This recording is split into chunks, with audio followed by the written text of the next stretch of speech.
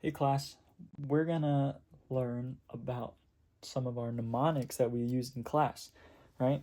To do that, we're gonna talk about our carpals and our tarsals that are both a part of our appendicular skeleton. All right, to start us off, here we go. We're gonna start with our carpals, right? So this is the anterior view of your left hand that I was able to draw very nicely on a piece of paper, right? So to start us off, right, we're going to look at the thumb side, which is next to your radius, right? And we're going to start at the S. So the way that this mnemonic goes, right, it's so long to pinky, right? So long to pinky, right? Here comes the thumb, right? So if you're doing it on your right hand, right, you would start at your thumb, go to your pinky, and then go back to your right hand, right? So to make this make sense, right, so long, right, is scaphoid. Here we go, scaphoid, right, to your lunate. Ooh, the paper's sliding. There we go, lunate, right, there we go, lunate, and then we're gonna go to your triquetrum, right, and we have our pisiform. All right, and then we have our hamate, and then our capitate. All right, there we go, capitate. And then we're gonna go to this side, we're gonna get our trapezoid. And then we're gonna end it off with our trapezium. All right, so, right, we're gonna look at it again, right? So long to pinky, here comes the thumb.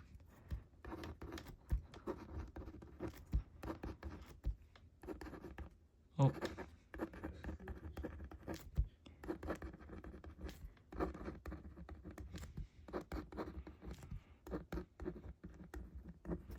All right, so then that will be our mnemonic that we use in class, and my personal favorite for the carpals. You can always find your own mnemonic, but this is the one that really sticks just because it makes sense, you know? You're saying goodbye to your pinky, you're ending up back at your thumb. So long to pinky, here comes the thumb. Very nice. All right, now we're gonna move on from our carpals, and then we're gonna get to our tarsals, which I also drew quite nicely, if I do say so myself. Let's see if I can get this to stay. Yeah, that should be okay. All right, so this is your superior view of your right foot. We're gonna look specifically at your tarsals, right? So we're gonna start here. We're gonna do a little zigzag, and we're gonna finish it off in a straight line. This one's very simple, right? So this one goes as tiger cubs need milk, but the milk ends with a K. Do you see it? Tiger cubs need, and then M-I-L-C, milk, right?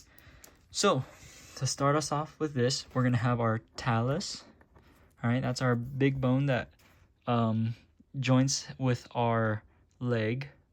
Then we're gonna have our calcaneus. All right, after our calcaneus, we skip over to the N. This is the navicular. All right, and this is where it gets a little funny, right? So these three are all cuneiforms, but they're named by its position. All right, so this one is medial. This one is intermediate, right? And this one is lateral, right? Because this one is more medial to your body because this is the right foot, right? So this is medial to your body. This is the middle of it, intermediate. This is away from your body. So this is your lateral, right? And these are all cuneiforms.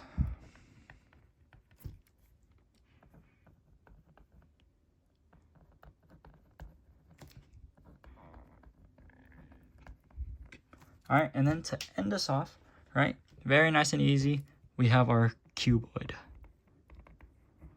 So, one more time, right? We have our talus here, calcaneus, navicular, our medial, intermediate, and our lateral cuneiforms, and then we end it off with the cuboid, right?